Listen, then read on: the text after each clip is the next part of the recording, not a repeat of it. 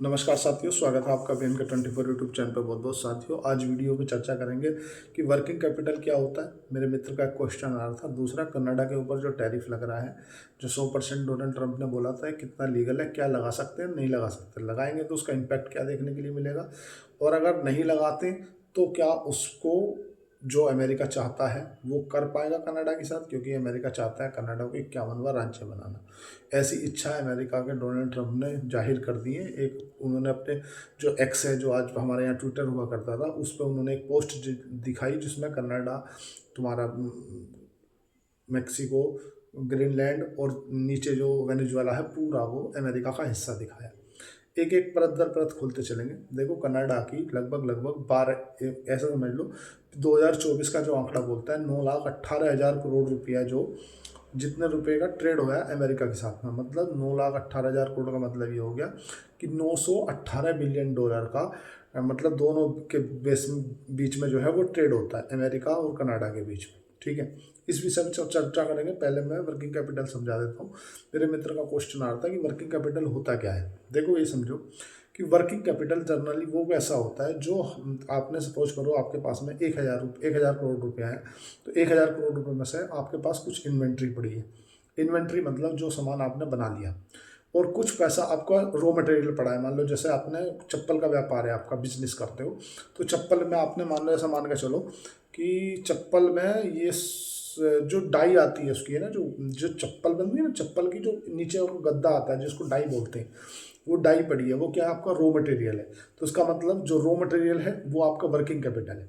और उसके बाद में जो आपकी इन्वेंट्री है, जितनी चप्पल बनी रखी हुई है, वो क्या है, वो आपका वर्किंग कैपिटल है। पैसा है लेकिन वो वर्किंग में है, अभी आया नहीं। दूसरा, आपने किसी व्यापारी को चप्पल भेज दी और वहाँ से पैसा नहीं आया, तो वो क्या कहलाया, आपका वर्किंग कैपिटल कहलाया। मैं बिल्कुल इतना लेमन लैंग्वेज में समझाऊंगा, क्योंकि जो ब्रजेश जी का कहना था, उनका ये था कि वर्किंग कैपिटल क्या होता है। क्या मार्केट अभी बियर फेस में आ रही है? बियर फेस का मतलब क्या, मार्केट अभी गिरने वाली है ना। देखो, मैं आपको बताऊंगा कि कंपनी पी डी रेट कैसा होता है, कंपनी का पी डी रेट कैसा होता है, उसके ऊपर चर्चा करेंगे। सबसे पहले वर्किंग कैपिटल वाला चैप्टर पूरा कर लेते हैं। तो वर्किंग कैपिटल क्या है कि वो पैसा जो अभी वर्किंग में है। जैसे कि मैं आपसे बताया, चप्पल का व्यापार करते हो, मान लो आपकी 1,000 करोड़ रुपए की कंपनी है, जिसमें से 600 करोड़ रुपए आपके वर्किंग कैपिटल में है, 400 करोड़ रुपए के आसपास में आपके 200 करोड़ रुपए रिजर्व में पड़े हैं, 100 करोड़ रुपए आपके इन्वेस्टिंग में है, और 100 करोड़ के आपके पास में एसेट है। ऐसा करके आपकी 1,000 करोड़ की कंपनी है, मोटा मोटी मान लो।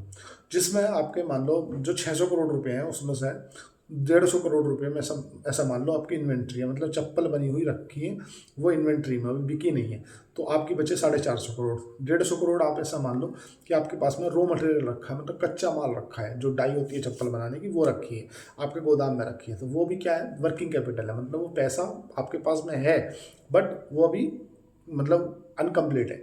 कितना हो गया, 300 करोड़, टोटल 600 करोड़ था। तो ऐसा मान लो आपने 500 करोड़ रुपया, मोटा मोटी उदाहरण से समझ लो कि 200 करोड़ आपके, आपने मतलब माल किसी को बेच रखा था, और वो पैसा आपका आया नहीं, तो वो क्या कहलाया, वो कहलाया आपका मतलब ट्रेड रिसीबल। मतलब आपका पैसा आना है, आपने माल बेच दिया व्यापारी को, व्यापारी ने आपको पैसा नहीं दिया, तो वो भी आपका वर्किंग कैपिटल है। उसका हेड जरूर अलग है कि वो ट्रेड रिसीबल है, इधर इन्वेंट्री है, इधर रॉ मटेरियल है, लेकिन पूरा अगर आप निकाल के देखोगे तो वो वर्किंग कैपिटल ही कहलाएगा, क्योंकि वो पैसा अभी तक आया नहीं है आपके पास, लेकिन है वो वर्किंग में। वर्किंग में मतलब ये कि वहाँ से ट्रेड रिसीबल जो आपका अटका हुआ है वो आएगा। तो फिर उसके बाद आप ऐसा मान लो कि सामने वाले को, मान लो उदाहरण से समझ लो, 300 करोड़ रुपए आपको देने थे, फिर आपके जो पे रिसीबल थे, मतलब आपको पेबल दे, आपको किसी को देना भी था, मान लो रॉ मटेरियल का पैसा था, आपने 150 करोड़ का आपके पास में रॉ मटेरियल रखा है, लेकिन आपको सामने वाले को देना है कितना, 200 करोड़, तो 50 करोड़ आपके जो पेबल में हो गए, मतलब आपको वो पैसा देना है। तो जो देना है प्लस जो लेना है, जो पैसा इस साइकिल के बीच में घूम रहा है, वो वर्किंग कैपिटल कहलाएगा। समझ लिए? एक बार और समझ लो, अगर नहीं समझे तो बिल्कुल लेमन लैंग्वेज में। वर्किंग कैपिटल दरअसल वो पैसा होता है जो बिजनेस में अभी एक साइकिल में लगा हुआ है, चाहे वो इन्वेंट्री के रूप में फंसा हुआ, चाहे वो तुम्हारा रॉ मटेरियल के रूप में फंसा हुआ है, चाहे वो रिसीवल के रूप में फंसा है, जैसे आने वाला है वो पैसा नहीं आया, चाहे वो पेबल के रूप में है, मतलब वो पैसा। जैसे जनरली अगर आप देखोगे कि जिन कंपनियों के ज़्यादातर ट्रेड रिसीवल ज़्यादा रहते हैं, तो जो B2G कंपनी रहती है ना, बिजनेस टू गवर्नमेंट, उन कंपनियों के ट्रेड रिसीवल होते हैं वो जनरली ज़्यादा होते हैं। हाँ जी, जैसे इंफ्रा से रिलेटेड कंपनी है, कोई कोई कंपनी की खरीदने बेचने की कोई राय नहीं है, जैसे वाटर साइकिल की कंपनी है EMS, जैसे RVNL है, KNR कंस्ट्रक्शन है, जितनी भी जो सरकार के साथ में काम करती हैं कंपनियां, B2G काम करती हैं, इनका पुल बनाने का काम है, रोड बनाने का काम है ना, सरकार की कोई परियोजना है, जल जीवन मिशन, उसमें नाली नाली वाली बनाने का काम है, और मतलब जो ऐसा काम है जो कंपनी डायरेक्ट B2G में है, B2G मतलब बिजनेस टू गवर्नमेंट, उनमें वर्किंग कैपिटल ज़्यादा मिलेगा जनरली। आ गया बिल्कुल। और किन कंपनियों में वर्किंग कैपिटल कम मिलता है, जैसे मान लो जो कंपनी B2C काम करती है, बिजनेस टू कस्टमर, उन कंपनियों में वर्किंग कैपिटल बिल्कुल कम रहता है। जैसे कि मैं आपको बिल्कुल लेमन लैंग्वेज में समझाऊंगा। एयरटेल है, जियो है, वोडाफोन है, इनका क्या बिजनेस टू कस्टमर काम है। तो ऐसा तो नहीं है कि आपका पैसा फंस रहा है कि वो सामने वाला रिचार्ज कर रहा है, 150 का रिचार्ज कर रहा, 75 दे दिए, 25 रुपये रोक लिया कि यार कर दूंगा कल को, ऐसा होता है क्या? कभी कभी नहीं होता। तो जिन कंपनियों का डायरेक्ट B2C काम रहता है, बिजनेस टू कस्टमर काम रहता है ना, उन कंपनियों में ज़्यादातर भी 90% का मान के चलो कि उनका जो वर्किंग कैपिटल है वो नील रहता है। जिन कंपनियों में ऐसा समझ लो जो B2B काम करती हैं, इन कंपनियों के भी ज़्यादातर जो वर्किंग कैपिटल है वो ज़्यादा रहता है। अब ये B2B क्या होता है यार? बिजनेस टू बिजनेस, जो कंपनी बिजनेस टू बिजनेस व्यापार करती है उनका वर्किंग कैपिटल भी ज़्यादा रहता है।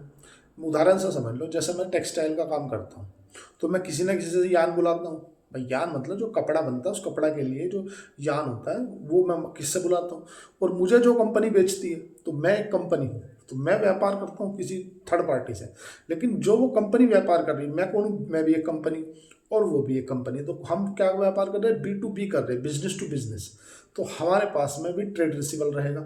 मैंने उससे यान बुला लिया, कपड़ा बना लिया, पता चला कैसे अमेरिका ने टैरिफ लगा दिए, मेरा माल ही नहीं बिका। वो उधर से पेमेंट के लिए बोल रहा है, यार पेमेंट भेज दो यार भाई। अरे यार भेज रहा हूँ यार, रुक जा यार, सब्र रख ले यार तनक।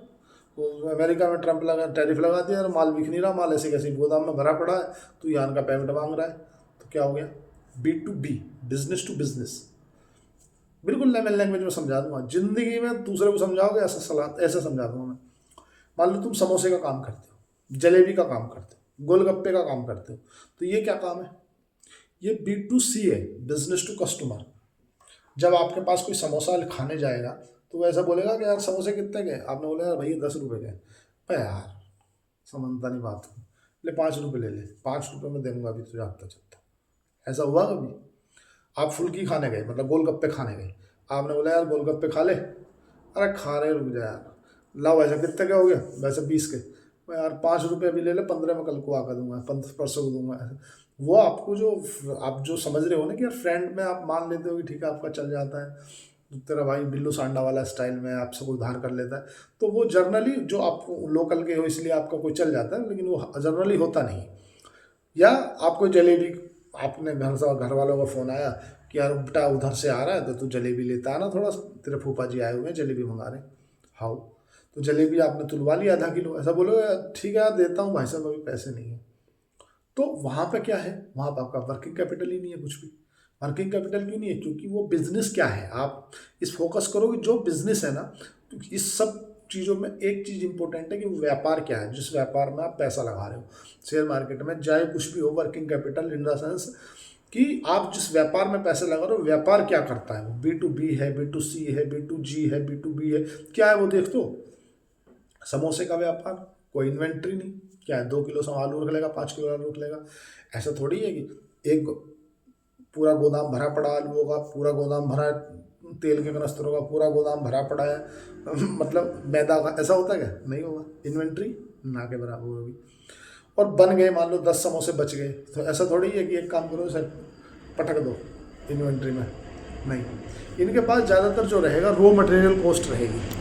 जैसा B2G में काम करने वाला, B2C की बता रहा हूँ, मोटा मोटी रिलायंस रिटेल है। क्या काम करते? आप कहीं भी किसी भी शहर में चले जाओ, डी मार्ट मिलेगा आपको, डीमार्ट है, रिलायंस रिटेल है, ये क्या बी टू सी काम करते हैं, बिजनेस टू कस्टमर काम करते हैं। ये सामान उठाए, ये पैसे लिए, बात खत्म। ये क्या बी टू सी है, वहाँ पे कोई इन्वेंट्री नहीं, कुछ नहीं, डायरेक्ट नगद नारायण वाला काम है। और B to G, business to government, वहाँ तो भैया काम हो गया, पता चले आप कोई कंपनी है, जैसे उदाहरण से हम लोग ये वाटर साइकिल से रिलेटेड कंपनी है ना, उन्होंने सरकार ने टेंडर दे दिया और मतलब उन्होंने काम कर दिया 200 करोड़ का। पहले तो 200 करोड़ रुपए में जेब से लगाने हैं, पूरा कंप्लीट होना, उसके बाद में निरीक्षण वाला आएगा, निरीक्षण करेगा, 2-3 महीने का तो ऐसी साइकिल चला गया। और उस बीच में भी कोई पता नहीं चलता कि अगली बार सरकार ने जल जीवन मिशन तक पैसा ही नहीं दिया, तो क्या करोगे। मैं जब सरकार ने जल जीवन मिशन को पैसा ही नहीं दिया तो ऊपर से पैसा रिलीव नहीं होगा, तो अटक गए ठेकेदार।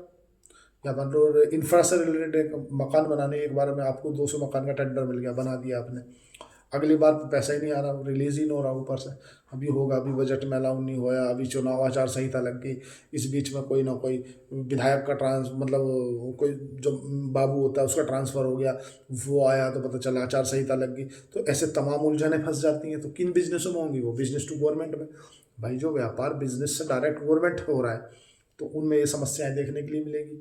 चाहे रोड बनाया आपने, कोई रोड बना दिया 20 किलोमीटर का, निरीक्षण करने वाला नहीं आया, वो अपनी शादी में चला गया बुआ की, आपने बोला यार भैया पैसे, अरे बोले आ जाओ, तो साहब तो आ जाए, पहले साहब आएंगे, निरीक्षण करेंगे, वो फाइल पे लिखेंगे, फिर यहाँ से क्लियर करेंगे, ऊपर भेजेंगे, ऊपर से नीचे भेजेंगे, फिर नीचे से फाइल के नीचे से लगाएंगे वो थोड़ा सा जैक, तब तो होगा काम। तो ये बिजनेस टू गवर्नमेंट काम होता है। लेकिन बिजनेस टू गवर्नमेंट जो भी कंपनियां रहती हैं उनका जनरली काम ओके होता है, मतलब पैसा आ जाता है, आता देर से बेर है पर आ जाता है। जो बिजनेस टू कस्टमर रहता है वहाँ तो टर्न फोर पैसा है, मतलब एयरटेल है, मुझे रिचार्ज करना तो टर्न फोर करना ही है। ऐसा नहीं है कि 899 का रिचार्ज है तो 600 आज ले ले, 299 कर ले लेना, बिल्कुल नहीं होगा। समोसा है, बिजनेस टू कस्टमर काम है। फिर आता है B to B, business to business. मान लो मैं डी मार्ट का बिजनेस व्यापारी हूँ, मैं हिंदुस्तान यूनिलीवर से साबुन बुला रहा हूँ, 1 लाख करोड़, मतलब 1 लाख की साबुन बुला दे भाई, 1 लाख का फलाना साबुन बुला दे, 1 लाख का सरफ बुला दे, तो वो हिंदुस्तान यूनिलीवर कस्टमर से डील नहीं कर रहा, वो मेरे से डील कर रहा है। मैं कौन हूँ, मैं डी मार्ट हूँ, डी मार्ट हूँ, मैं वी मार्ट हूँ, या मैं विशाल मेगा मॉल हूँ। तो मैं जो कंपनी है, चाहे वो आईटीसी हो, चाहे वो हिंदुस्तान यूनिलीवर हो, चाहे वो गोदरेज हो, जो भी कंपनी की मैं साबुन बुला रहा हूँ, सरफ बुला रहा हूँ, जो भी, वो किसके साथ में कर रही है, व्यापार मेरे साथ कर रही है। उनने बोला यार भैया पैसा भेज देते, अरे यार रुक जा, तूने 1 लाख की साबुन बुलाई थी यार, ऐसी पड़ी है, अभी बिकी नहीं, मेरे पास तो पैसा रोज आ रहा है, क्योंकि जो कस्टमर आ रहा है वो मेरे से उधार नहीं कर रहा। हाँ तो न 2 साबुन उठाई तो 2 साबुन का पैसा खट से लेके चला गया।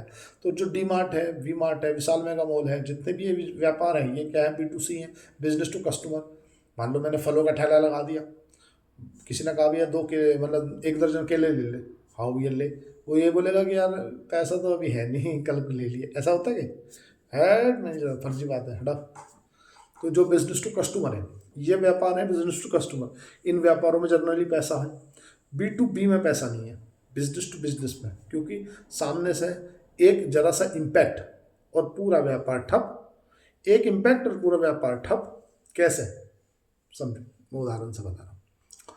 जैसे मैंने यान वाला उदाहरण बताया कि भाई मैं एक वर्धमान टेक्सटाइल मान लो कंपनी हूँ, मेरा काम है कपड़ा बनाना, तो मैं कपड़ा बनाने के लिए टेक्सटाइल का यान खरीदता हूँ, जिस यान से कपड़ा बनता है, ठीक है। वो यान मैंने खरीदा किससे, किसी कंपनी से। उस कंपनी ने किससे खरीदा, मान लो कपास से, जैसे भी उन्होंने जो भी करा, वो थर्ड पार्टी से डील कर रहा हूँ, एक कंपनी है कोई XYZ कंपनी, वो मुझे दे रही है, तो वो उसका पैसा मेरे पास अटकेगा, क्योंकि मेरा जो जब कपड़ा बन जाएगा तो उस कपड़े को मैं तुम्हारे यूरोपियन यूनियन में, अमेरिका में, मिडिल ईस्ट में, दिल्ली में बेचूंगा। लेकिन अगर किसी केस से कोई ऐसी परिस्थिति फंस गई कि भाई ट्रंप ने टैरिफ लगा दिया, या मतलब ग्लोबल सिचुएशन सही नहीं रही, तो क्या हुआ, उस कंडीशन में मेरा माल नहीं बिकेगा, माल नहीं बिकेगा मतलब मेरे पास में इन्वेंट्री बढ़ जाएगी, और उसके बाद जो उसने मेरे को बेचा है वो क्या है, रॉ मटेरियल है, तो मेरे पास में रॉ मटेरियल भी बढ़ जाएगा। और जो उसको मुझे पैसा देना है वो क्या है, मेरे पेबल है, क्योंकि मुझे पैसा उसे लौटाना है, तो क्या हुआ, पेबल हुआ। और जिसे मैंने कपड़ा बेचा था, भाई मान लो मैंने किसी थर्ड पार्टी को बेचा था जो कहीं और बेचता है, मैंने उससे बोला यार पैसे दे दो, उन्होंने बोला यार भाई सामने टैरिफ लगा रखा है यार, माल बिक नहीं रहा, धरा ऐसा कैसा ही। अब तो वो क्या हुआ, मेरा पैसा फंस गया। अब अगर कोई मेरी इस कंडीशन में बैलेंस शीट देखेगा तो क्या समझ में आएगा उसके, कि यार इनके ना जो पेबल है ना, ट्रेड रिसीबल है, वो बहुत फंसे हुए हैं, या जो इनके इन्वेंट्री है वो बहुत अटकी है। पेबल पेबल मतलब जिस इस वाले को देने थे, रॉ मटेरियल वाले को, रिसीवल मतलब जहाँ से मुझे पैसा आना था, ये पैसा मेरा अटका हुआ है। तो इसमें मैं क्या कहलाऊंगा कि यार इस कंपनी की जो बैलेंस शीट है ना, वो बैलेंस शीट बड़ी उलझी हुई है। क्यों है कि यार इनके बड़ी दिक्कत चल रही है, मतलब वर्किंग कैपिटल में पैसा बहुत अटकता है। वो जनरली बहुत सी कंपनियों ऐसी भी हैं जिनका 365 दिन तक वर्किंग कैपिटल में पैसा फंसा रहता है, मतलब एक साल तक। 365 दिन का मतलब है एक साल तक, एक साल तक पैसा फंसा ही रहता है। बहुत सी कंपनियां हैं कि ये बहुत लो मार्जिन पे काम करती हैं, जैसे उमा एक्सपोर्ट है। काम क्या करती है भाई? काम करती है व्यापार। वो हमसे चावल लिया, मान लो बासमती चावल है, काली मूंछ चावल है, डिफरेंट 21 21 में जो भी चावल है, उस चावल को हमसे ख़रीदा उसने, मान लो 40 रुपये किलो। और उसे उसने मिडिल ईस्ट में, कुवैत में, कतर में, बहरीन में, सऊदी अरब में, है ना, वहाँ उसने जा करके वही चावल दिया 50 रुपये किलो। 40 में हमसे खरीदा, 50 में बेचा, 8 रुपये प्रति kg की उसकी कॉस्ट आई। जो मतलब यहाँ से कोस्ट पे ले गए, कोस्ट पे ले जाकर उसे कंटेनर में भरवाया, फिर ले जाकर उसे बहरीन भिजवाया। तो ऐसा करके मतलब 8 रुपये प्रति kg की कॉस्ट आ गई। तो उसका कितने रुपए प्रति kg बचा? 2 रुपये प्रति kg बचा। तो उसका जो ऑपरेटिंग प्रॉफिट मार्जिन कहलाएगा, वो कहलाएगा 2% का। कि यार हम 2% पर तो धंधा ही कर रहे हैं। पता चले इस बीच में दोनों देशों के बीच में कॉन्फ्लिक्ट बढ़ गई, उन्होंने कह दिया मैं 10% टैरिफ लगा रहा हूँ है। तो अब क्या होगा? अब ऐसी कंडीशन में वो व्यापार ही नहीं कर पाएगा, क्योंकि 2 रुपये किलो का बच रहे हैं, 5 रुपये किलो का टैक्स लग गया, तो वो तो 3 रुपये घर से जा रहे हैं पहले से ही। भाई उससे तो 38 में नहीं खरीद सकता ना वो भैया, तो वो यहाँ से 38 में खरीदे तब वहाँ बेचे, तो उसका 2% का मार्जिन है। तो कुछ कंपनियाँ ऐसी रहती हैं जिन कंपनियों का मार्जिन ही नील रहता है, उसमें कम भी बहुत ना के बराबर। जैसे CCL प्रोडक्ट है एक कंपनी, क्या करती है, जो कॉफ़ी है ना, उस कॉफ़ी को रिसाइकल करती है। मतलब पहले कॉफ़ी लेती है, फिर उसको मतलब बाकायदा मशीन वगैरह से बना के फिर मतलब बेचती है। तो उनमें मार्जिन जनरली 20-15%, 20% का ही मार्जिन लेकर कंपनियां काम करती हैं, इससे ज़्यादा मार्जिन पर रहता नहीं। ज़्यादातर वर्किंग कैपिटल किस कंपनियों के बीच में रहता है? ज़्यादातर अधिकतर जो B2G बिजनेस टू गवर्नमेंट का काम करती है, उसके बीच में वर्किंग कैपिटल बहुत फंसा रहता है। B2B बिजनेस टू बिजनेस कोई कंपनी काम कर रही है, तो उसमें वर्किंग कैपिटल फंसा रहेगा। क्यों फंसा रहेगा? और जो जहाँ पर सबसे फ्री आदमी है, B2C बिजनेस टू कस्टमर जो भी कंपनी होगी, वो बहुत जल्दी पैसा निकाल लेती है। अब मेरे एक मित्र ये भी पूछ रहे थे कि भैया जो कंपनी का, किसी कंपनी का जो पी है ना, प्राइस टू अर्निंग रेशो, वो बहुत कम है, तो क्या उसे उठा लेना चाहिए, उसे खरीद लेना चाहिए? ऐसा नहीं होता यार। आप मतलब अगर देखोगे ना, तो कुछ कंपनियां ऐसी हैं जो आपको हमेशा ही कम पी पे मिलेंगी। पेपर से रिलेटेड कंपनियां कम पी पे मिलेंगी, मीडिया से रिलेटेड कम पी पे मिलेंगी। पर अगर वो कम पी पे है तो किसी कारण से हैं। आज पहला एक समय था 2015 से पहले कि आदमी 8 बजे न्यूज़पेपर का इंतजार करता था कि यार न्यूज़पेपर नहीं आया, न्यूज़पेपर नहीं आया। और न्यूज़पेपर देख कर उसे बड़ा तसल्ली सी मिलती थी कि यार न्यूज़पेपर में ये लिखा है। लेकिन अब इधर घटना हो रही होती है, उस दूसरी तरफ पहुंच जाता है उस सामने वाले के मोबाइल पे, अरे यार वो फलाना आदमी के ईंट मार दी ने। अखबार में कब आएगी? वो कल आएगी। और यहाँ कब आ गई? हाल के हाल आ गई। अब कुछ कंपनियों ने अपने ऐप के माध्यम से ऐसी सर्विस लॉन्च कर दी है, जैसे मान लो कोई न्यूज़पेपर है, दैनिक जागरण है, अमर उजाला है, दैनिक भास्कर है, पत्रिका है, तो इन लोगों ने अपना एक ऐप लॉन्च करा दी है और उस ऐप में सब्सक्रिप्शन दे दिया कि आपको 49 रुपये का सब्सक्रिप्शन है, मतलब आपको सबसे फास्टली डिजिटल पेपर प्राप्त हो जाएगा। आदमी क्या चाहता है? आदमी कहीं अगर जा रहा है तो न्यूज़पेपर को थोड़ा ठाए ठाए पड़ेगा, मोबाइल तो आदमी को रखना मजबूरी होगी, मोबाइल तो रख ही रहा है वो। उसी में आपको 4-5 पन्नों का न्यूज़पेपर मिल जाता है, आप वहीं पढ़ लेते हो। और जो मतलब कुछ शॉर्ट वीडियो भी आ जाती है कि आपको कोई गतिविधि हो रही है तो हट से पता चल जाता है फलाने आदमी ने फलाने आदमी की ईंट मार दी। तो ये क्या है? ये आपको हमेशा कम पी में मिलेंगी। तो अब कुछ कंपनियों का पी री रेट भी होता है। आप बोलोगे कि यार ये क्या होता है री रेट, पी री रेट क्या होता है? देखो ऐसा समझो, एक फोमो बना है। फोमो कैसा? मतलब मान लो मेरा ग्रेटर नोएडा में मान लो एक मेरा मकान है, उस मकान में कुछ अचानक कोई गतिविधि हो रही है, ऐसा मतलब अपने आप ही गेट खुल जाना, अपने आप ही खिड़की धम से बंद हो जाना। तो लोगों ने ऐसा मतलब फोमो बना दिया कि यार इसके घर में भूत है। ठीक है, अब भूत है तो मेरा जो मकान की कीमत 4 करोड़ रुपए थी वो घट कर रह गई 1 करोड़, मतलब उसे कोई लेने के लिए तैयार नहीं। तो क्या हुआ? मार्केट के अंदर एक फोमो क्रिएट हुआ, अरे यार भैया इस तो डरावनी है, ये तो फलाना भूत है, या तो कोई पुराना आदमी फांसी लगा कर मरा था, ऐसा अनफ शनाफ। अब इस कंडीशन में क्या हुआ?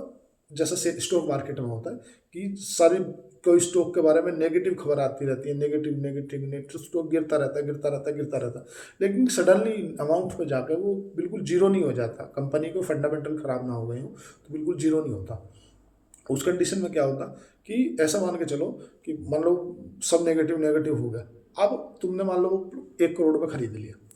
अब आपके 1 करोड़ में खरीदने के बाद मान लो वो योगी जी का आना हो गया, योगी जी आगे चाय वाय पी के चले गए और वहीं आपका जहाँ मकान था उसके पास में जेवर एयरपोर्ट का उद्घाटन कर दिया। तो अब जितना भी वो नेगेटिविटी थी सब खराब होगी, सब खत्म होगी, भूल गए लोग बाग यहाँ भूत था, यहाँ चुड़ैल थी, यहाँ डायन थी, यहाँ कोई फांसी लगा मरा था। अब फिर से वहाँ पे एक बूम आया, अरे यार खरीदो तो जो रेट में वो खरीदो खरीदो खरीदो खरीदो। तो जो 1 करोड़ की प्रॉपर्टी थी फिर 5 करोड़ की हो गई। क्यों हो गई? क्योंकि इसी तरह से शेयर बाजार के अंदर भी सेंटीमेंट चलता है। जब सेंटीमेंट खराब होता है तो खराब खराब खराब खराब खराब खराब खराब। आपने देखा होगा आईटीसी के साथ में क्या हुआ, पी डी रेट हुआ। पी डी रेट कैसे हो गया यार? कंपनी का स्टॉक जो ठीक ठाक चल रहा था 400 सवा 400 पे, एकदम कंपनी के बारे में नेगेटिव खबर आती है। और नेगेटिव खबर ये आती है कंपनी की कि भाई इस कंपनी के ऊपर सरकार जो है वो तंबाकू और बीड़ी सिगरेट के ऊपर अलग से सेस लगाने जा रही है। तो वही कंपनी के बारे में नेगेटिव खबर। और जब नेगेटिव खबर आ गई तो कंपनी का स्टॉक जो है धड़ाम से 20% टूट गया, फिर टूट गया। तो ये क्या हुआ? कंपनी की डी रेट हुआ, मतलब पी जो डी रेट हो गया। जब मैंने बताया कंपनी का पी डी रेट होता है तो कंपनी का पी री रेट भी होता होगा। तो कंपनी का पी री रेट कैसे होता है बताऊंगा ना, मैं बैठा हुआ हूँ। पी री रेट ऐसा होता है जैसे सब ठीक चल रहा था और कंपनी सरकार का वंस फाइन डे में एक फैसला आता है कि इस बार हम जीएसटी जीरो करने जा रहे हैं। और जीएसटी जीरो करने से ऑटो में एकदम से डायरेक्ट बूम आया। कोई गाड़ी अगर टाटा पंच मुझे 7 लाख की पड़ रही थी, अब वो पड़ रही 5 लाख की। कोई एल्टो अगर मुझे एल्टो K10 मुझे मान लो 5 लाख में पड़ रही थी, अब पड़ रही है मुझे 3.5 लाख में। जो व्यक्ति बुलेट लेने का विचार बना रहा था 2 लाख का, वो 1.5 लाख और डाल के 4 व्हीलर लेगा। तो ये क्या हुआ? इन कंपनियों का पी री रेट हुआ भाई, इनमें बूम आया क्योंकि सरकार ने ध्यान दिया। तो ये भी ध्यान रहता है कि सरकार का फोकस किस तरफ है, सरकार डिसीजन किस तरफ ले रही है। कुछ वर्ल्ड के द्वारा भी अनसर्टेनिटी से भी हो जाता है, ऐसा नहीं है। जैसे आपने देखा कि अमेरिका हमारे सामने झुक गया, अल्टीमेटली झुका। ये भी 25% का जो टैरिफ घटाने की बात चल रही है उसके पीछे वजह ये है जो अमेरिका भारत के सामने झुका ना। पहली बात तो भारत ने बहुत ही समझदारी से काम किया। कोई भी जो ट्रंप ने बोला उसका कोई भी ऐसा डिसीजन मतलब बयान नहीं दिया मोदी जी ने जिससे वो भड़क जाए, क्योंकि वो है संकीर्ण किस्म का आदमी। उसे जरा सी फीलिंग आ जाती है, बोला यार मेरे को ऐसा बोल दिया, मैं तो पूरी दुनिया का बल्लम, मेरे को ऐसा कैसा बोल दिया। तो मोदी जी ने कुछ नहीं बोला। दूसरी बात, हमने थोड़ा ही भले ही कम, हमने वहाँ से रूस से तेल भी लेना कम कर दिया, जिससे उनके दिमाग में ये बात आई कि नहीं भाई तेल तो लेना कम किया। हमने यूएई से और जो तुम्हारा बहरीन है हम उन देशों के साथ में बढ़ा दिया कि चलो हम यहाँ से तेल ले लेंगे, अमेरिका से भी क्रूड ऑयल ले रहे। तो अमेरिका की नज़रों में भी हम अच्छे हो गए। इसको बोलते हैं स्टेबल विदेश नीति। स्टेबल मतलब समझदार लोगों की विदेश नीति। जो आचार्य चाणक्य ने कहा है कि भाई आपको जब ऐसी सिचुएशन में हो ना तो बहुत सोच समझ के डिसीजन लेना चाहिए। जब आपको पता हो कि दुनिया का सबसे ताकतवर आदमी डोनाल्ड ट्रंप और सबसे कम मुद्दे के साथ में काम करता है, ऐसा अभी उन्हें यह नहीं पता कि मैं यूरोप के साथ में क्या कर रहा हूँ। यूरोप उनके हर चीज़ में खड़ा रहता है और वो यूरोप के ऊपर टैरिफ ठोक दिए, हट मैं 10% का टैरिफ लगाऊंगा। उन्हें तो झुकना इस वजह से पड़ा क्योंकि जो यूरोपियन यूनियन के 27 देश हैं पूरे एक साथ आ गए, बोले अब हम जो अमेरिका के साथ डील कर रहे थे अब हम डील नहीं कर रहे, डील कैंसिल। उन्होंने सोचा कि इतना बड़ा व्यापार है एकदम घुपचा हो जाएगा। अब एक चीज़ और देखा आपने कि कनाडा को उनने 51वां राज्य बोल दिया। कनाडा के प्रधानमंत्री को कभी वो प्रधानमंत्री बोलते ही नहीं, वो बोलते मेयर, कि ये तो मेयर है। मेयर मतलब हमारे यहाँ से समझ लो कि आप किसी राज्य के मुख्यमंत्री हो। अगर हम आज पाकिस्तान के प्रधानमंत्री को बोलें कि ये कि एक राज्य का मुख्यमंत्री है, हमसे ज़्यादा खुद, और ज़्यादातर 70% की जो जीडीपी कनाडा की है ना वो अमेरिका के ऊपर निर्भर है। ऑटो पार्ट्स, एनर्जी, जो सर्विस है, जितना मतलब कनाडा के साथ में व्यापार होता है अमेरिका को एक लिमिट के बाहर है, ऐसा समझ लो। जो 2024 का आंकड़ा बोलता है वो लगभग इनका 918 बिलियन डॉलर का है। 918 मतलब 9,18,000 करोड़ का व्यापार इनके साथ में हुआ। किसका? कनाडा का और अमेरिका, जिसमें 350 बिलियन डॉलर का जो एक्सपोर्ट है वो अमेरिका से हुआ और 412 बिलियन डॉलर का कनाडा से हुआ। तो इसमें हालांकि अमेरिका को घाटा होता है, कनाडा को फायदा होता है, लेकिन तब भी अमेरिका कनाडा के ऊपर निर्भर नहीं है, जबकि कनाडा अमेरिका के ऊपर निर्भर है। तो पहली बात तो ये है, मैं वर्किंग कैपिटल समझा रहा था, समझाता कनाडा वाले मामले पर आ गए, पर चलो ये भी मामला क्लियर ही करना तो साथ में कर ही देता हूँ। देखो, अगर कनाडा के ऊपर टैरिफ लगाने के लिए अमेरिका ने क्यों बोला, आप पहले ये समझ लो। देखो ये बात जब 10 साल बाद जो कनाडा के प्रधानमंत्री हैं वो गए चीन और 3 दिवसीय दौरे पे गए और उन्होंने चीन से जाकर एक संधि कर ली।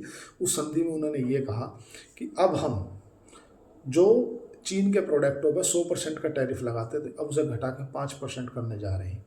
तो उससे क्या हुआ, ज़्यादातर अमेरिका की जो फोर्ड है, टेस्ला है, जो इलेक्ट्रिक व्हीकल गाड़ियां हैं वो जाती है कनाडा, ठीक है। और कनाडा में जो चाइना की BYD जैसी कंपनियां हैं उनकी एंट्री हो जाएगी। तो जाहिर सी बात है टेस्ला से कम कीमत पर ज़्यादा क्वालिटी मिलेगी, बेटर। तो उससे अमेरिका की जो कंपनियां हैं ना, जो ऑटो कंपनियां हैं ना, उनको डायरेक्ट टक्कर मिलेगी। तो अमेरिका नहीं चाहता कि उसका पड़ोस चीन खराब कर दे। उसने कनाडा को धमकाया और जो उन्होंने पीस प्लान बनाया था जो गाजा वाला, उसमें उन्होंने कनाडा को आमंत्रण भेजा था, लेकिन फिर उसे वापस बुला लिया अपने मन से। बोल रहा था रहने दो, ये इस लायक है ही नहीं कि सब, ये मतलब उठने बैठने लायक नहीं है 4 आदमी में।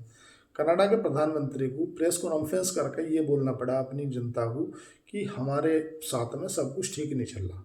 क्यों नहीं चल रहा? क्योंकि जो हमारे मतलब वो अमेरिका के साथ में संबंध है वो एक नेक्स्ट लेवल जाते जा रहे हैं, मतलब बिगड़ते जा रहे हैं। लेकिन कनाडा की जो जनता है उसका ये मैं मतलब काबिल तारीफ मानूंगा कि वो अपने प्रधानमंत्री के साथ में है। उन्होंने बोला कि देखो अगर ऐसी कोई कंडीशन होती है और अमेरिका हमारे प्रोडक्टों पर टैरिफ लगाता है या हमारे ऊपर 100% का टैरिफ लगाता है, 100% का टैरिफ का मतलब क्या समझो आप, ऐसा समझ लो कि अगर ये 100 रुपये की कपड़ा है, शर्ट है, तो 100 ही रुपये इस पर टैरिफ हो गया, 200 की पड़ गई है, ठीक है।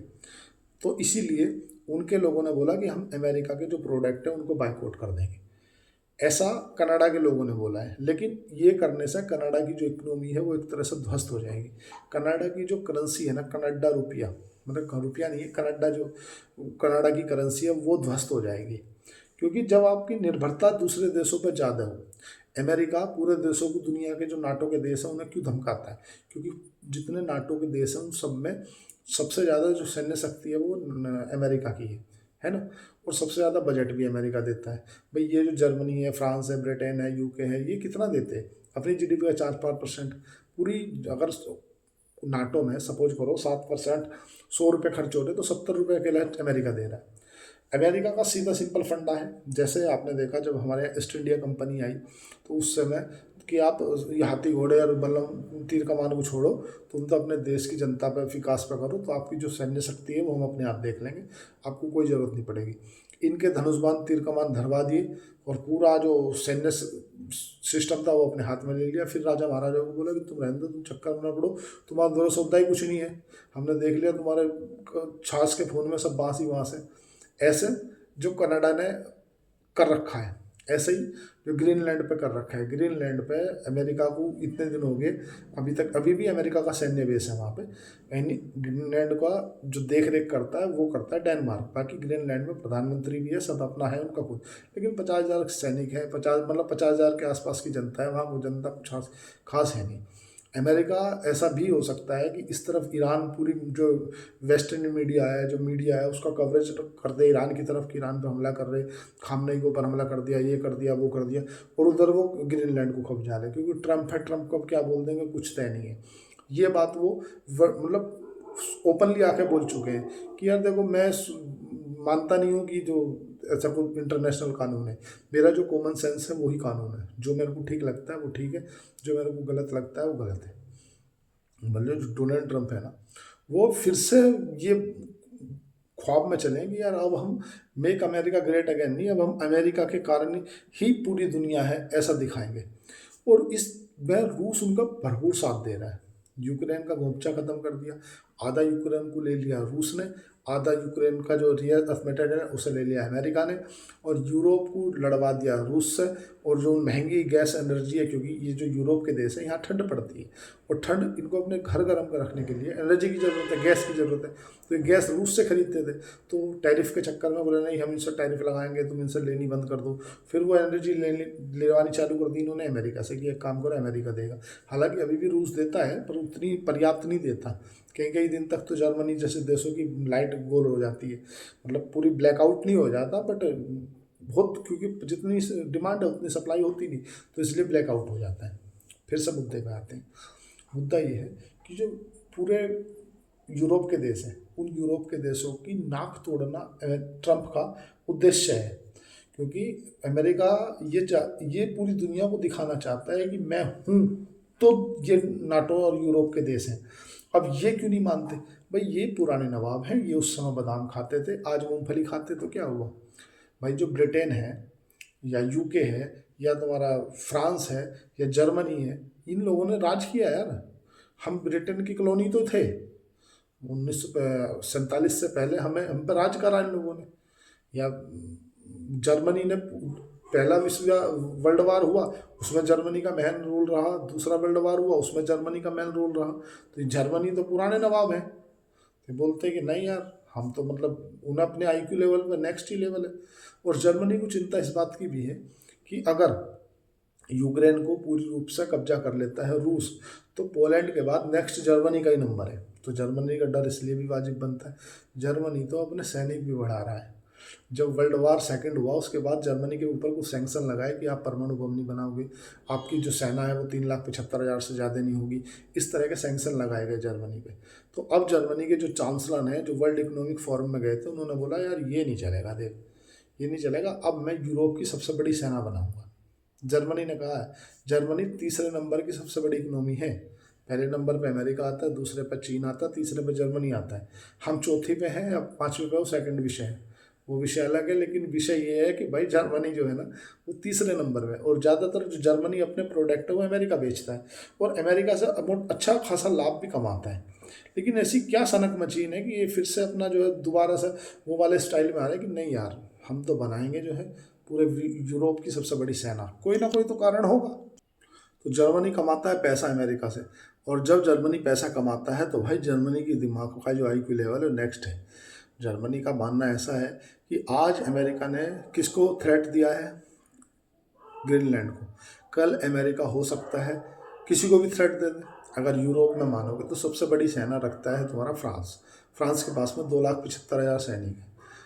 दूसरे नंबर पर आता है यूके, और तीसरे नंबर पर आता है जर्मनी। जर्मनी की 1,75,000 के आसपास सेना है, 2 लाख। ये 1980 से घटाते घटाते किया, 1980 में इनके पास में 5 लाख सैनिक थे। जर्मनी की यह स्थिति है कि जर्मनी अपने यहाँ सेना में भर्ती होने के लिए 2.5 लाख रुपये तक का ऑफर दे रहा है। और पुराने दिन याद दिलाए जा रहे हैं कि वो समय याद करो जब जर्मनी पूरी दुनिया पर राज करता था। जो ग्रीनलैंड है ना, ग्रीनलैंड को आज़ाद जो अमेरिका बोलता ना मैंने आज़ाद कराया, तो किससे आज़ाद कराया? जर्मनी से तो आज़ाद कराया।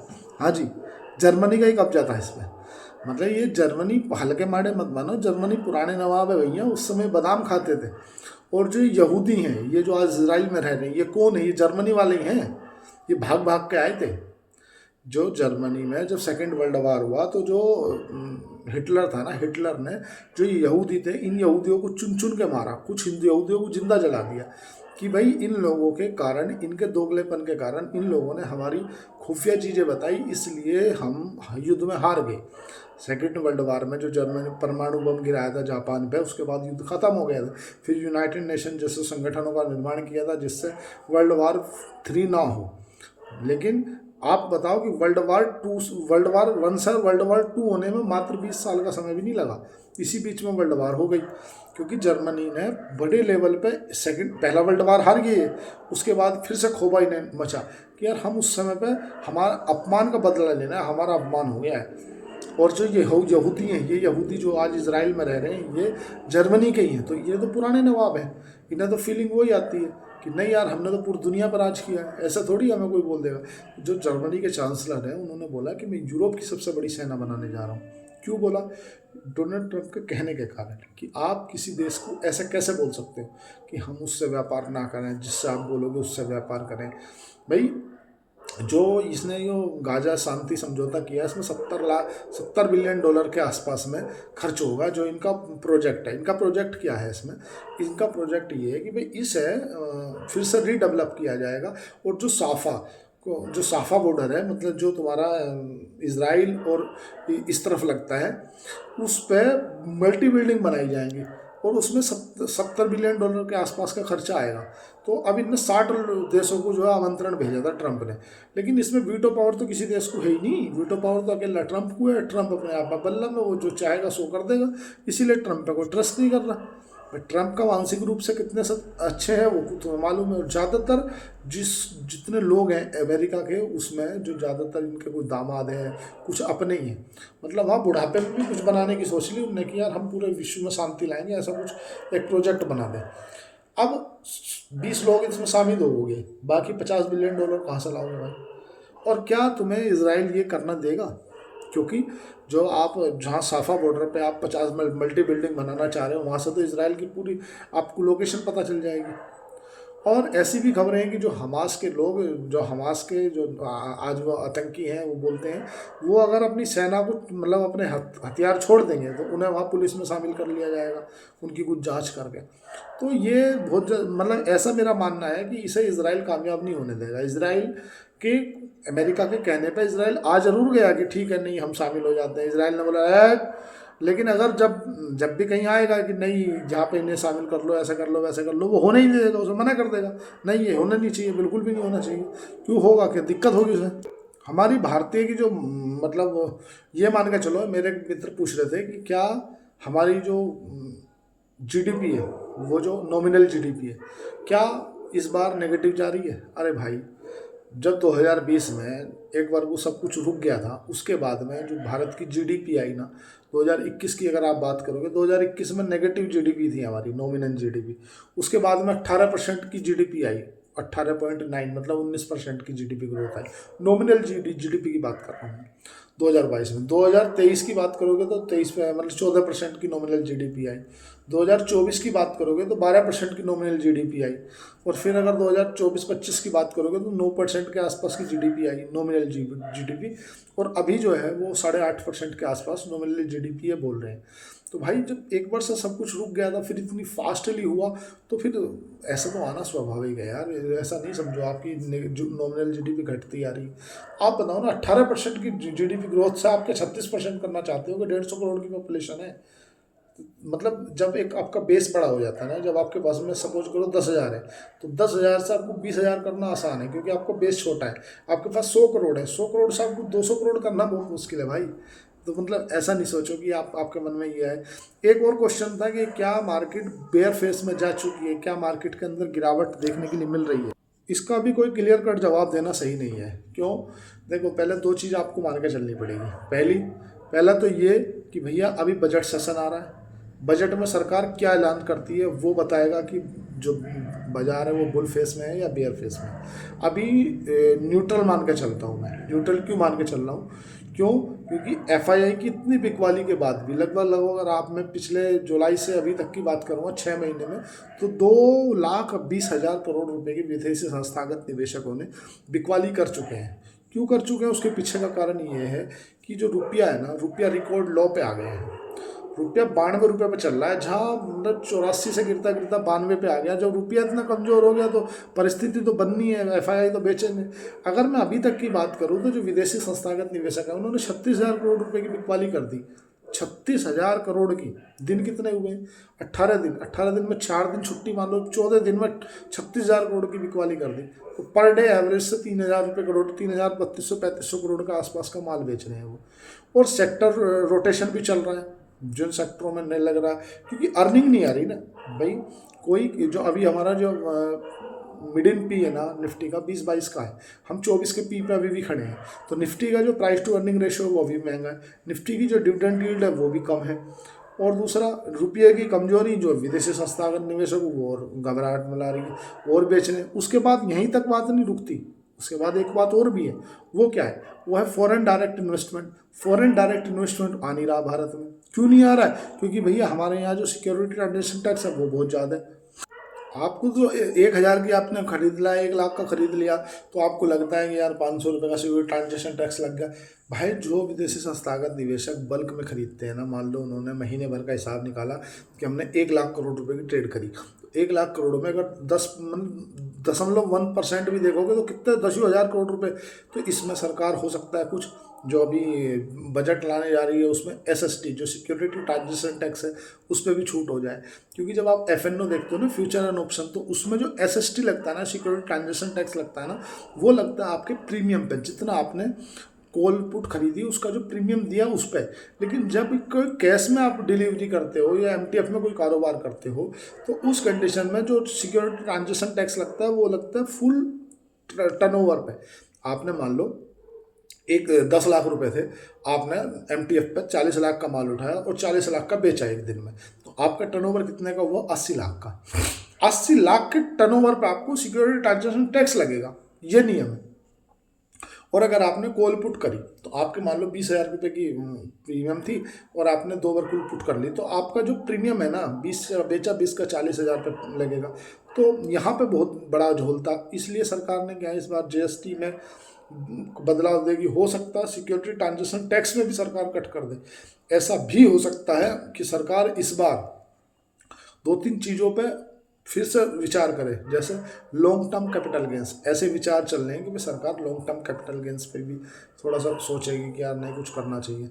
शॉर्ट टर्म कैपिटल गेंस कि यार थोड़ा सा जो म्यूचुअल फंड वगैरह हैं उनको छूट दे दी जाए, ताकि भाई लोगों को थोड़ा सा ना, मार्केट में पिछले 3 सालों में रिटर्न नहीं हुआ 1% का। पहले 2022 में जब लोगों ने पैसा कमा लिया, सरकार ने बोला यार हम लॉन्ग टर्म कैपिटल गेंस बढ़ा दे रहे हैं। सरकार ने बढ़ाया था, क्यों बढ़ाया था? क्योंकि मैंने देखा कि 20 से 24 सरकार, जब भी आप पैसा कमाओगे तो सरकार अपना हिस्सा लेने आ जाएगी। पहले लॉस में वो तुम्हारी भागीदार नहीं है। तुमने अगर 10 लाख रुपए गंवा दिए तो तुमसे नहीं बोलेगी वो तुम्हारा है ना, बोलती तुम जानो तुम्हारा काम जाने, लेकिन अगर प्रॉफिट हुआ है तो उसमें मेरा हिस्सा है। तो इसीलिए जो बड़े बड़े जानकार हैं, जो एनालिस्ट हैं, वो ये चीज़ बता रहे हैं कि भाई सरकार इस बार जीएसटी कट करेगी। जीएसटी कट करने के बाद कुछ और भी रियायत देगी, जैसे हमें जो 12 लाख की छूट है उसे बढ़ा के हो सकता है 15 लाख कर दिया जाए। जो लॉन्ग टर्म कैपिटल गेंस है जो 12.5% लगता है, उसे हो सकता है घटा के 10% कर दिया जाए। ऐसे केवल कयास लगाए जा रहे हैं, क्लियर नहीं है। उसके बाद में जो हमारी यूरोप के साथ में डील होने वाली है, यूरोपियन यूनियन के साथ में, वो डील किन किन मुद्दों पे, किस किस स्टेज पे बनती है। हम जो उनकी जो गाड़ियाँ आती हैं यहाँ पर, उन गाड़ियों के ऊपर जो टैरिफ लगाते थे 100% का, ऐसी उम्मीदें चल रही हैं कि उसे घटा के हम 40% कर सकते हैं। ऐसे कयास लगाए जा रहे हैं, तो वो कितने सिद्ध होते हैं ये भी एक देखने का विषय होगा। उसके बाद एक चीज़ ये रहेगी कि जहाँ पर हमारी डील हो रही है उस डील में किन किन कंपनियों को कितने % फ़ायदा है ये। क्योंकि अभी अभी क्या किया है यूरोप ने, कुछ जो जहाँ पे हमें रियायत मिलती थी लगभग 15-20% की, वो उसने डील से जस्ट पहले ही कैंसिल कर दी कि हम उस चीज़ को मानते नहीं है। क्योंकि अब आप उस लेवल पे बचे नहीं हो, गरीबी रेखा में नहीं हो, आप एपीएल में आ गए, मतलब थोड़े से संभल गए। तो उस कंडीशन में भी एक चीज़ ये देखने की होगी कि यार ऐसा तो नहीं है कि हम लामपेट बराबर ही हो जाएंगे, डील लेके भी फ़ायदा ना रहे। अभी तक जो हमें फ़ायदा होता था उसके पीछे एक मेन वजह ये भी थी फ़ायदा होने की, कि हमें 20% के आसपास पाकिस्तान और भूटान, जो सॉरी पाकिस्तान बांग्लादेश जैसे देशों की श्रेणी में रखें, वो एक स्पेशल छूट देते थे। अब वो उन्होंने कैंसिल कर दी, तो क्या हम लामपेट बराबर ही रह जाएंगे? अमेरिका के साथ भारत की कोई डील नहीं हुई है, पूरा साल भर होने जा रहा है। 21 जनवरी को उन्होंने शपथ ली थी और आज जो है 25 जनवरी हो गई है। ट्रंप ने साल भर बिता दिया करते करते, बट डील नहीं करी। तो वो क्या पुष्पा मूवी देख लिया कि जब तक तोड़ूंगा नहीं जब तक छोड़ूंगा नहीं? भाई ये भी तो एक विषय है ना। तो सरकार को अभी ना ये कहना थोड़ा जल्दबाजी हो जाएगा कि बाजार गिरने वाला है। अभी एक बात बताऊँ मैं आपको, जानने का आश्चर्य होगा कि बाजार में बहुत बड़ी हलचल आने वाली है, बहुत बड़ी। अभी तो जो अमेरिका का जेपी मॉर्गन बैंक है ना, वो अपनी शॉर्ट कवरिंग कर ही नहीं रहा। वो शॉर्ट $65 पर ऑन्स के हिसाब से सिल्वर में शॉर्ट बैठा है, चांदी में। अगर वो शॉर्ट कवरिंग पे आ जाएगा ना, तब तुम देखना देश की हालत क्या होगी। चांदी 5 लाख भी जा सकती है। भाई समझो ना बात को, जब आप कोई शेयर अगर लगातार निफ्टी 5-6 दिन से गिर जाता है, तो हम क्या बात करते हैं नॉर्मली कि यार इसमें शॉर्ट कवरिंग आएगी, शॉर्ट कवरिंग आएगी। शॉर्ट कवरिंग क्या आएगी? जिन लोगों ने शॉर्ट करे वो कवर करेंगे उसे, तो उससे प्रॉफिट होगा। या और कोई पहले से ही लॉन्ग करके बैठा था, उसे नुकसान हो रहा, तो अपने शॉर्ट कवर करेगा, खरीद के बराबर करेगा। कि अगर दिन में कोई स्टॉक आपने बेच दिया, ठीक है, और वो स्टॉक बेचने के बाद शेयर ऊपर चला गया, तो भाई आपको वो खरीदना है। चाहे आपको लॉस हो रहा है कोई बात नहीं, लॉस आपको कवर करना है, यार छोड़ो गलती होगी अब नहीं करेंगे। ऐसे ही जो जेपी मॉर्गन बैंक है अमेरिका का, वो शॉर्ट करे बैठा है चांदी को।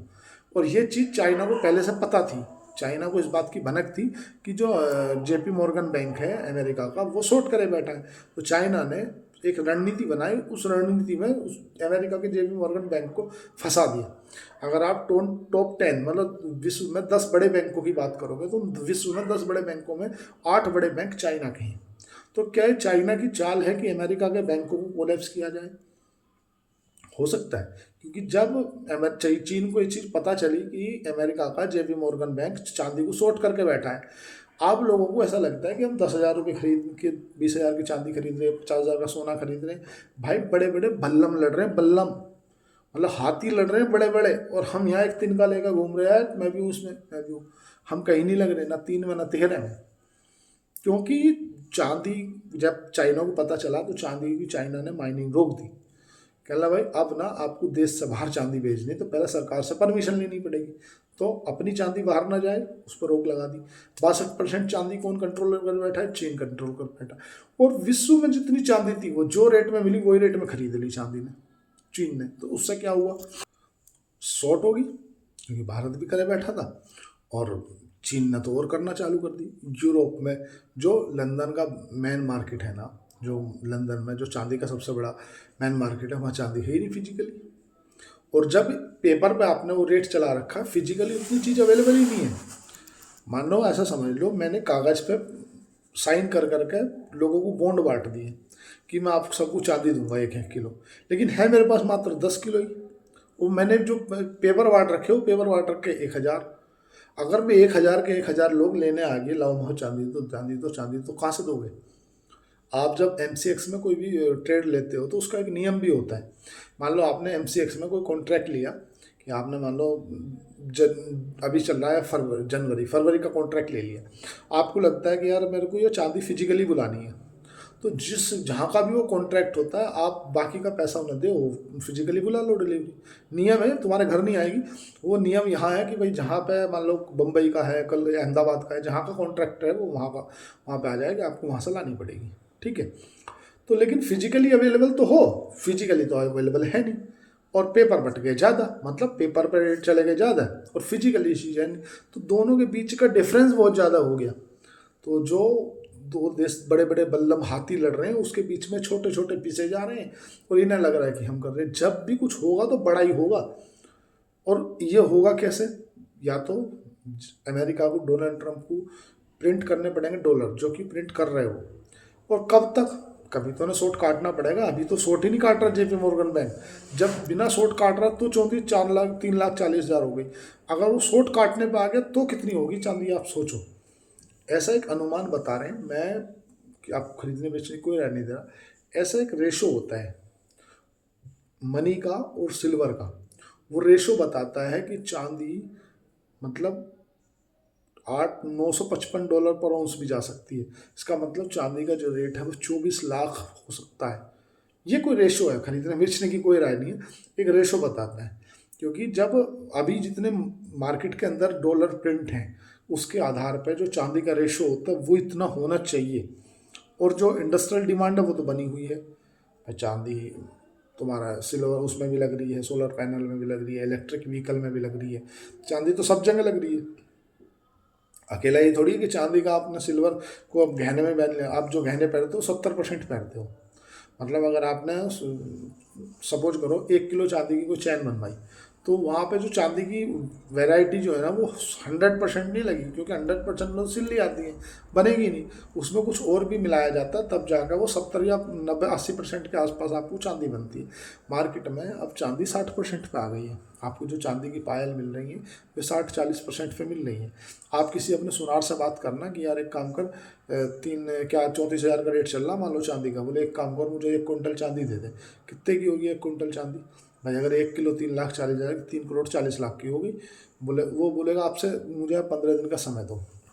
ये चीज़ें मैं प्रैक्टिकली बता रहा हूँ, मिलेगी ही नहीं, मांग के देख लेना। बोलना यार मैं तुम्हें एक काम करो, 3,40,00,000 रुपये भिजवा रहा हूँ, और तुम मेरे को एक 1 क्विंटल चांदी दे दे। देगा ही नहीं, कहला है ही नहीं मार्केट में। 15 दिन का टाइम मांग लेगा। रुक जाओ, आ जाओ, तो 15 दिन में देता हूँ।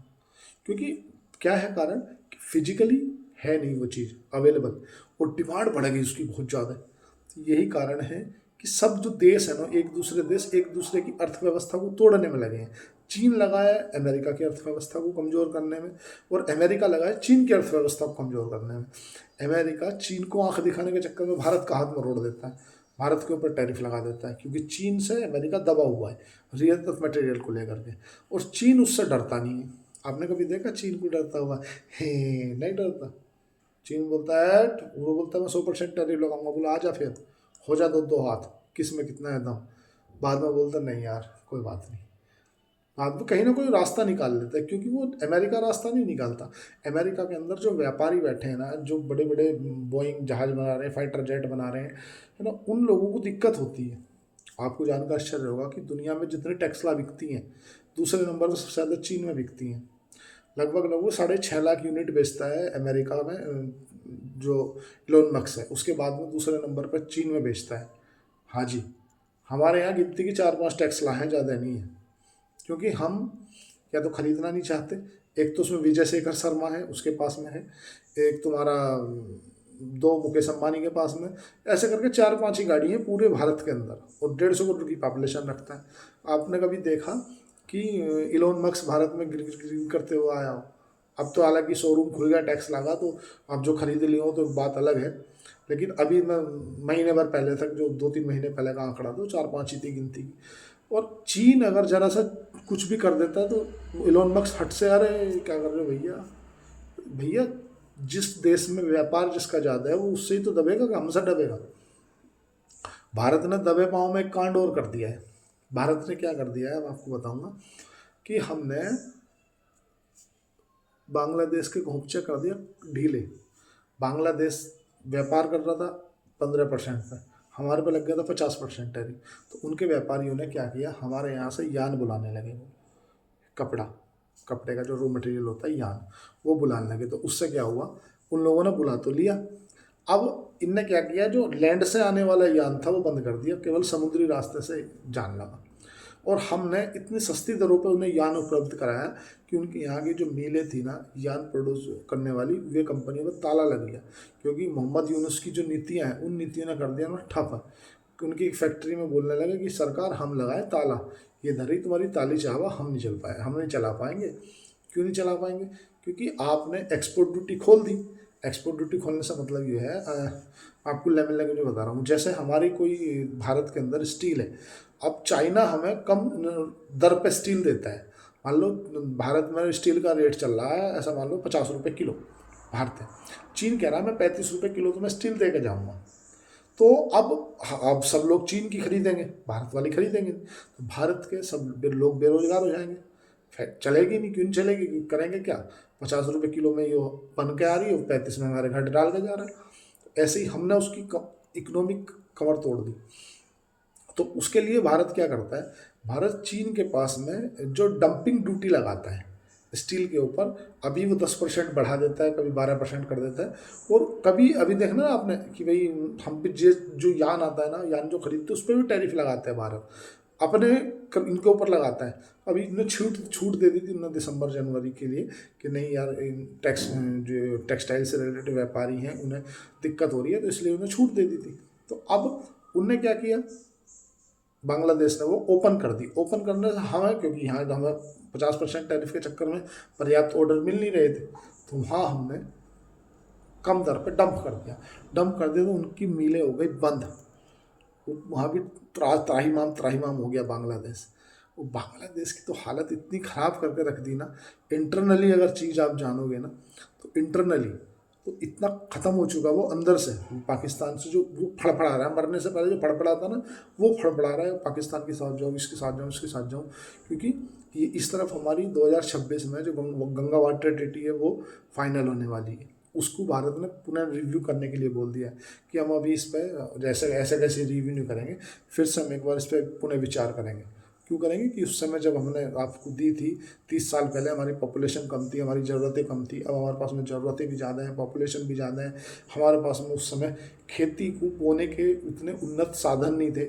हम 30 साल पहले हम गाँव तो ट्रैक्टर टूटर तो बैल बुग्गी से जोतते थे, कि अब हम उसे पुनः विचार करेंगे, उसे एक बार देखेंगे। तो उससे, क्योंकि 60% जो खेती है ना बांग्लादेश की, वो गंगा नदी के ऊपर ही है। वो भारत के पास में इसके ऑप्शन है, मतलब कहाँ है ऑप्शन, कि जो हमारा बैराज है, उस बैराज से ही हम चाहें तो एक बैराज वो पहले बना के पानी को डाइल्यूट कर सकते हैं। क्योंकि जितने क्यूसिक पानी हमने उनसे देने की बात हुई थी कि हम आपको इतने क्यूसिक पानी देंगे, अब चाहे पानी ऊपर से आए चाहे नहीं आए, मतलब हमें कम हो जाएगा पर हम आपको देंगे। तो अब हम उस पर पुनः विचार कर सकते हैं। एक तरफ पाकिस्तान कि जहाँ हमने इंडस वाटर ट्रीटी का तोड़ा, तो उनने बौखलाया लेकिन कर तो नहीं कुछ पाया ना। नियम ये था पाकिस्तान इंडस वाटर ट्रीटी में कि अगर हम कोई पानी छोड़ रहे हैं ना, तो पानी छोड़ने से पहले चाहे देश के संबंध कितने भी खराब हो, हम आपको बताएंगे कि हम इतना पानी छोड़ रहे हैं। आप अपने जो बॉर्डर मतलब नदी से आसपास के गांव हैं उन्हें खाली करा लो, या तो उन लोगों को शिफ्ट कर लो। लेकिन जब उनने इंडस वाटर ट्रीटी हमने तोड़ी, तो हमारी जब मर्जी है तब पानी छोड़ देते हैं, जब मर्जी है तब बंद कर लेते हैं। जैसे बारिश हुई हमने छोड़ दिया, डूबो साले, और फिर बंद कर दिया। जब गर्मी है, ठटर गर्मी होने जा रहा था पानी की, बंद कर दिया हमने। पाकिस्तान जैसे बौखला रहा ना, इसी ऐसी बांग्लादेश भी बौखलाएगा। बांग्लादेश को निपटाने के कगार पे हैं हम। जब तक अगर बात कर लें कि भारत की, मैं फिर से भारत पे आ जाता हूँ कि हमारे मार्केट क्या बुल फेस में है, क्या सब कुछ बेच के सोना चांदी पर शिफ्ट हो जाना चाहिए, क्या शेयर मार्केट से निकल जाएं। तो सबसे पहले ये समझ लो कि 150 करोड़ की पॉपुलेशन है, तेल मंजन साबुन करेगी। ऐसा नहीं कि कुछ बंद होने वाला है कि यार अब ख़त्म हो गया, हम कुछ नहीं करेंगे, इतना कपड़े पहनेंगे तो कंजप्शन होगा, मार्केट चलेगी। तो ये सब यही कंपनियां बनाएंगी, बस अर्निंग इन कंपनियों की नहीं आ रही है। तो यही करने, जब अर्निंग सही हो जाएगी, अर्निंग कब सही होगी, जब FII आएंगे या FDI आएंगे, फॉरेन डायरेक्ट इन्वेस्टमेंट। FDI कब आएंगे, FDI तब आएंगे जब अपने जो बजट में सरकार FDI को स्पेशल राहत देगी। अभी तो पिछली बार FDI ने बहुत कम निवेश हुआ है। FDI जनरली वो पैसा होता है जो डायरेक्ट किसी ना किसी बिजनेस में लगता है, फॉरेन डायरेक्ट इन्वेस्टमेंट। मान लो जैसे FII है तो वो आके किसी कंपनी के शेयर उठाते हैं। जो FDI होते हैं, फॉरेन डायरेक्ट इन्वेस्टमेंट, मान लो कोई अगर इंडिगो एयरलाइंस 50 विमान उड़ा रही है और उन्हें एयरलाइंस कंपनी में पैसा लगाना, तो वो ला कर 50,000 करोड़ रुपये उस कंपनी को देंगे और बोलेंगे कि आप एक काम करो, 50 विमान और ले रेंट से और उन्हें 50 को और रन करो। मतलब अब आप जो 50 विमान उड़ा रहे थे, अब इन्हें 100 विमान उड़ाओ। तो उससे क्या है ना कि लोगों को रोजगार भी मिलेगा, क्योंकि भाई 50 अगर विमान रखोगे तो 50 विमान में, एक विमान में जनरली अगर आपने 30 क्रू मेंबर्स और पायलटों को मिलाया, क्योंकि एक बार में 10 लगाए आपने, 3 शिफ्ट लगाई तो 30 हो गए, तो 3 पंजे 15, तो आपने कहीं ना कहीं 1500 लोगों को एक तरह से रोजगार भी दे दिया है ना। तो जो FDI आता है ना, फॉरेन डायरेक्ट इन्वेस्टमेंट जो आता है, उससे हमारे देश को फ़ायदा होता है। और FII तो चलो जाता भी एक बटन दबा के, उन्होंने वन बटन दबाया, पूरा एग्जिट कर लिया। लेकिन जो FDI होता है ना, फॉरेन डायरेक्ट इन्वेस्टमेंट, उसे जाने में भी टाइम लगता है। मतलब ऐसा नहीं है कि वन से फाइन टाइम दे बोल देगा ठीक है मैं जा रहा हूँ, है ना, ऐसा नहीं, उसमें टाइम लगता है। सरकार से कुछ पॉलिसी होती हैं, कुछ उसको नियम और कायदों में बंधना होता है। और जब FDI आता है तो उससे देश में रोजगार के अवसर खुलते हैं। FII से थोड़ी खुलते हैं, FII से तो हमारा रुपया मजबूत होता है। FII विदेश में हमारे यहाँ आते हैं तो हमारे पास में डॉलर आता है, डॉलर आता है तो डॉलर की अधिकता हो जाती है। रुपया, जो आज हमारा रुपया कमज़ोर हो रहा है, वो क्यों हो रहा है, क्योंकि हमारा हर बार जो ट्रेड डिफिजिट में रहता है अकाउंट, जो 3 महीने का हमारा करंट अकाउंट व्यापार होता है, मतलब 3 महीने में हमने व्यापार किया और उसमें हिसाब निकाल कर देखा कि मान लो हमने 1,000 करोड़ का व्यापार किया और 2,000 करोड़ का सामान बुलाया, 1,000 करोड़ का माल बेचा, 2,000 करोड़ का बुलाया, तो हमें 1,000 करोड़ रुपये अपने फॉरेन रिजर्व से देने पड़ेंगे। तो जब हम 1,000 करोड़ अपने फॉरेन रिजर्व से देंगे तो क्या होगा, हमारा अकाउंट ट्रेड डेफिसिट में रहेगा, और ट्रेड डेफिसिट में रहेगा तो हमारा रुपया कमज़ोर होगा, क्योंकि डॉलर दे रहे हैं ना। तो अब जब डॉलर देंगे तो हमें डॉलर कहीं से कहीं खरीदने पड़ेंगे। तो जब हम किसी चीज़ को खरीदते हैं तो उसकी डिमांड बनती है, और डिमांड बढ़ती है, मतलब उसकी डिमांड बढ़ने से उसकी आगे अगेंस्ट में हमारी जो करेंसी है वो कमज़ोर होती है। जो FDI होते हैं, FDI डायरेक्ट डॉलर भी लेके आते हैं और डायरेक्ट उससे जो रोजगार है, नए नए रोजगार भी खुलते हैं। उससे अपन लोग मान लो उनको फैक्ट्री डाल दी कि ठीक है हम एक काम करो, एक फलानी फैक्ट्री डाल रहे हैं और वो फैक्ट्री इतने घंटे काम करेगी, तो उससे क्या होगा, उससे रोजगार भी मिलेगा, लोगों को रोजगार मिलेगा और देश के अंदर उन्नति होगी, तरक्की होगी। और FII से क्या, FII का जाना रहना आसान होता है। जा भी जल्दी है, आते भी जल्दी। एफआईआई के लिए भारत एक, सपोज करो एक जैसे बास्केट है ना, जैसे हम कोई पोर्टफोलियो में स्टॉक रखते हैं ना, कि अब हमने एक हिंदुस्तान यूनिलीवर का रख लिया, एक एयरटेल का रख लिया, एक जियो का रख लिया, तो ऐसे ही जो एफआईआई विदेशी संस्थागत निवेशक है ना, उनके लिए जो भारत का एक हिस्सा है ना, वो एक मात्र पोर्टफोलियो का हिस्सा है। अगर उन्हें यूरोप के बाज़ार अच्छे लगने लगे तो यूरोप चले जाएंगे, अगर उन्हें लगेगा कि यार हमें माने लंदन के बाज़ार अच्छे लग रहे हैं तो लंदन चले जाएंगे, उन्हें लगेगा कि चाइना के बाज़ार अच्छा रनअप दे रहे हैं तो चाइना चले जाएंगे, उन्हें लगेगा साउथ कोरिया के बाज़ार अच्छे दे रहे हैं तो साउथ कोरिया चले जाएंगे, उन्हें लगेगा कि सब कुछ छोड़ो अमेरिका चलो, अमेरिका की जो बॉन्ड यील्ड है वो 7% का 6% के आसपास पहुंच गई है, तो सब बेच खोज के अमेरिका चले जाएंगे। तो जो विदेशी संस्थागत निवेशक होते हैं ना, उनके लिए एज द प्रॉफिट से बढ़ के कुछ भी नहीं है, ये मान के चलो। और जो डीआईआई है, डीआईआई को तो मजबूरी है भाई, एसआईपी के माध्यम से पैसा आ रहा है, जब इतना इन्फ्लो आ रहा है तो उन्हें काम करना मजबूरी है। तो यही कारण है कि जब आप बार बार सोचते हो कि यार अब क्या होगा अब क्या होगा, तो उससे पहले आपको ये जानना होगा कि हमारा जो रुपया है वो कमज़ोर क्यों हो रहा है। जब आप क्यों का जवाब पालोगे तब आपको पता चलेगा कि नहीं यार, इसका जो सही उत्तर है वो ये है। अब इसका उत्तर क्या है, उत्तर निकल के ये आता है कि आपको सबसे पहले ये मान के चलना है कि भाई भारत में जो इतना बड़ा कंजप्शन का बाजार है वो ख़त्म होने वाला नहीं है। इतनी बड़ी पॉपुलेशन है, तेल मंजन साबुन करेगी, ख़त्म नहीं होगी। कोई जब हम जाएंगे घर बनेंगे सब, क्योंकि जब जनता बढ़ रही है तो वो कहीं ना कहीं मकान भी बनाएगी, मकान बनाएगी तो सीमेंट लोहा स्टील जो सीमेंट बनाने वाली कंपनियां वो भी चलेंगी। और जब वे पॉपुलेशन बढ़ेगी तो गाड़ी भी खरीदेंगे, कोई मोटरसाइकिल खरीदेगा, कोई कार खरीदेगा, तो मतलब जो मारुति सुजुकी है या तुम्हारा जो टीवीएस है, हीरो होंडा है, इनकी भी डिमांड बढ़ेगी। तो कहने का मतलब है देश की जो आर्थिक जीडीपी दर है वो 7-8% पर के आसपास रहेगी। इसलिए आप ये चिंता नहीं करें कि यार सब कुछ बेच के करना। लेकिन इतना ज़रूर है कि जो सिल्वर की तेज़ी है या सोने की तेज़ी है, इसमें जल्दबाजी में आकर कोई भी डिसीजन ना ले, क्योंकि देखो क्या है कि कब क्या हो जाएगा कोई तय नहीं है। आप जो भी कुछ निर्णय लेना तो बिना वित्त सलाहकार से पूछ कर ना लें, क्योंकि आज के दौर में अगर सबसे अच्छा, सबसे मतलब मैं आपके लिए अपनी एज राय रख सकता हूँ तो वो यही है कि कैपिटल बचा लो, पैसा बचा लो, बाजार आगे बहुत मौके देगा। अगर तुम्हें ऐसा लगता है कि ऐसे बाजार में आप उथल पुथल करके कुछ कमा लोगे तो कुछ नहीं कमा पाओगे, घर से दे जाओगे। बस संभाले रखो, जितना है उसे संभाल के रखो, क्योंकि जैसे जैसे इन कंपनियों की अर्निंग सुधरने लगेंगी, जैसे जैसे सरकार बजट डालेगी, रेट कट करेगी, या ऐसी भी संभावनाएं चल रही हैं कि इस बार फरवरी में फिर से ब्याज दरों में कमी हो सकती है। तो जब ब्याज दरों में कमी होगी तो लोगों के हाथ में पैसा आएगा, फिर से बाजार में आएगा। कंजप्शन का साइकिल होता है ना, जब आदमी मतलब गिरने लगता है तो स्टेज होती है किसी भी शेयर की, 4 स्टेज होती हैं, स्टेज 1, 2, 3, 4। तो अभी जो है ना पहला स्टेज 1 में है। जब स्टेज 1 कैसे आती है, स्टेज से 3 स्टेज पूरी हो गया आ जाती है। स्टेज 1 कौन सी 2020, स्टेज 2 21, 22, 23, स्टेज 3 2024। यहाँ पे डिस्ट्रीब्यूशन जोन आ गया था, यहाँ पे लोग बाग जब माले चिपका रहे थे माल। और स्टेज 4 में सारे स्टॉक ऐसे आते हैं, और फिर से स्टेज 1 आ जाती है। स्टेज 4 होती है स्टॉक की। पहली स्टेज 1 जो स्टेज कंसोलिडेशन जोन में रहता है, स्टेज 1 कहलाता है। स्टेज 2 जब वो स्टॉक चलना चालू करते हैं, मतलब वो एक तरह से सब लोग उसके मतलब जो नेगेटिव था वो सब हो जाता है, जो डीप वैल्यू इन्वेस्टर होते हैं वो उठा लेते हैं, फिर स्टेज 2 में चला जाता है। फिर वो स्टेज 3 आती है। स्टेज 3 में मतलब ऊपर जाकर वो कंसोलिडेशन जोन में आता है। कुछ स्टॉक 3 से बाद में स्टेज 4 ऊपर की ओर चलते हैं, कुछ स्टॉक नीचे की ओर चलते हैं। स्टॉक ऊपर की ओर वो जाते हैं जिनकी अर्निंग अच्छी आती है। मान लो कि स्टॉक 1 से 2, 3 फिर 4 ऐसे जाते हैं। कुछ स्टॉक ऐसे जाते हैं स्टेज 1, 2, 3, 4 ऐसे आते हैं। तो जब वो स्टॉक 4 में आ जाएंगे तो फिर से स्टॉक 1 फेज में जाएगा। तो स्टॉक के 4 ही फेज होते हैं, 1, 2, 3, 4। तो अभी हम 1 की स्टेज में हैं। अब स्टेज 1 से नीचे जाएंगे नहीं। क्यों नहीं जाएंगे? क्योंकि अब अर्निंग सुधरेंगी। जो 2024 से 26 तक 2 साल जो कलेश मचना था वो मच लिया, जो भी होना था, उथल पुथल घथल बथल, क्योंकि बस केवल जो है जितना है संभाल के रखें। क्योंकि जब भी मार्जिन शॉर्ट आता है तो लोगों के बहुत सौदे कटते हैं। इस ब्रोकर को अपने पैसे से मतलब वो जीरो मार के बेचता है।